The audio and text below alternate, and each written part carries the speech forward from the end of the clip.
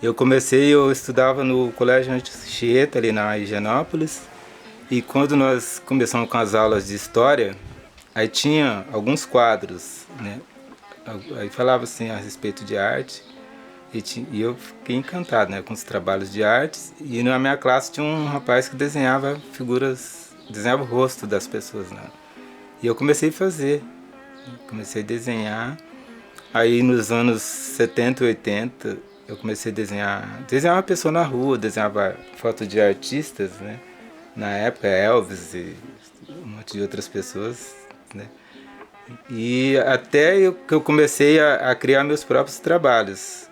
Então aí em 82, 83, quando eu conheci o Agenor e que ele me apresentou o Paulo Menten, e eu mostrei para ele, pela seleção que ele fez dos meus trabalhos, eu tive uma noção assim do caminho que eu deveria seguir, né? Meus trabalhos têm muito desenho, até hoje a pintura tem muito desenho, né? Quando eu fiz a primeira exposição, por exemplo, em 83, na Associação Comercial, eu estava eu tava pintando um trabalho já pensando no outro, porque quando marcaram a exposição, eu tinha pouco tempo para produzir.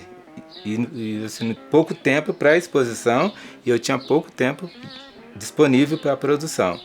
Então acontecia às vezes eu pintava até as 5 horas da manhã, dormia até as 6, 1 hora e depois ia trabalhar.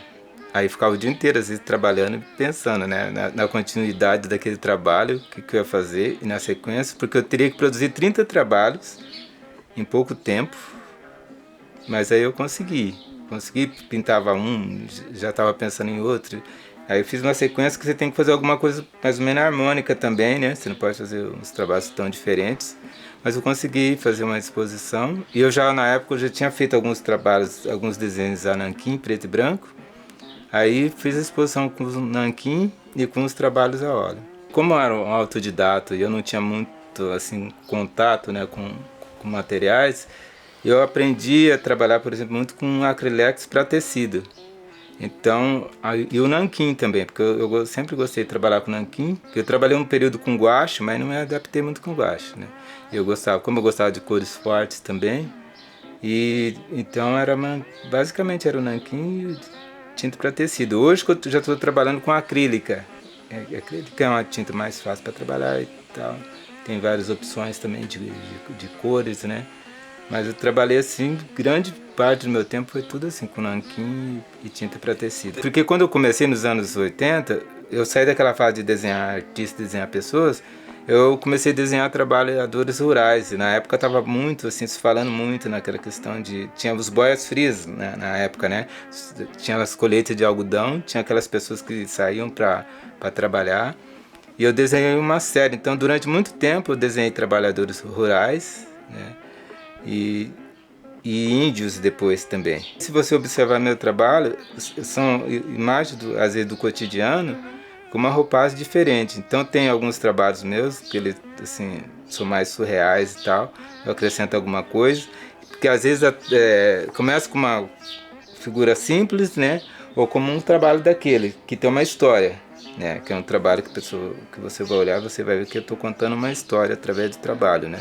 E muitos trabalhos eu gosto que as pessoas descubram, né? Que as pessoas analisam o trabalho, né? No final de 70 e 80 o trabalho meu era cubista, né? Então, era uma fase assim que eu comecei a fazer, porque inclusive, como eu disse para vocês, como eu não tinha contato com informação com arte, quando o Paulo fez a minha primeira apresentação, ele falou que minhas obras lembrava a obra do Fernando Léger, do Jacques Villon, que eram pintores que eu não sabia nem que existiam, não sabia nem o nome. E depois realmente tinha trabalhos assim do Léger, Fernando Léger mesmo, que eram assim muito... Eu falei, nossa, ele me copiava antes de eu fazer. E eram trabalhos assim que lembra, porque ninguém cria nada, né? Então você está fazendo uma coisa que outra pessoa já fez lá e... De arte. Então, uma das lembranças assim que eu acho legal é um período que tem a Ângela Diana, outra artista que mora aqui perto, e outras pessoas, nós fizemos uma exposição em Curitiba, que era uma exposição Brasil e Espanha. Então a gente fez aqui em Curitiba, e depois ela ia circular para algumas capitais do Brasil, depois ia para a Espanha, né? E aí depois dessa teve mais algumas exposições coletivas. Eu lembro que na época a Sandra Joia e algumas pessoas organizaram uma exposição e levavam os artistas de Kombi, né? Então a gente ia de Kombi para Curitiba. Nós fomos umas 3 vezes uma exposição para Curitiba. Aí terminava a exposição, a gente já voltava. Chegava aqui de madrugada, assim.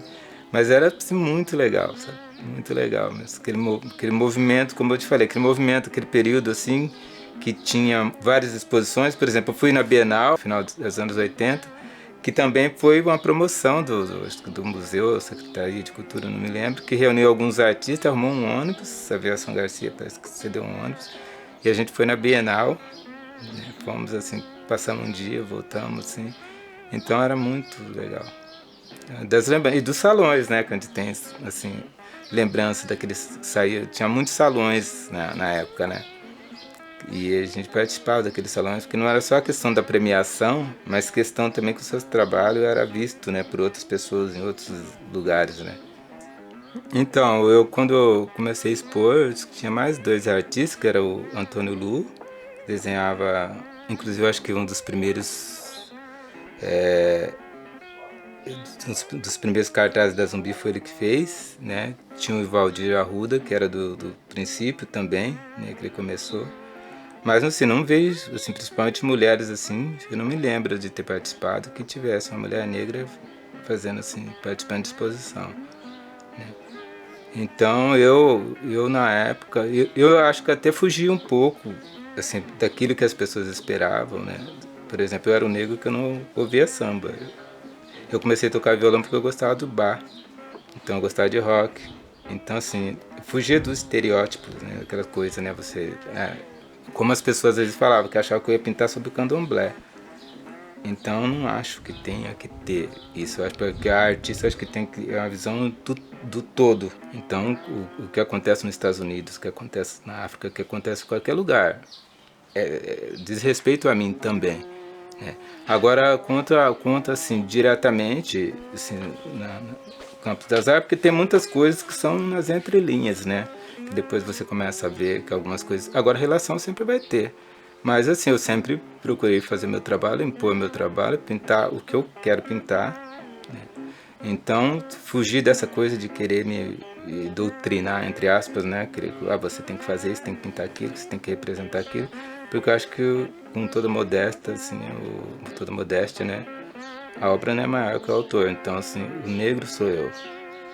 Então, assim, a minha obra vem depois de mim.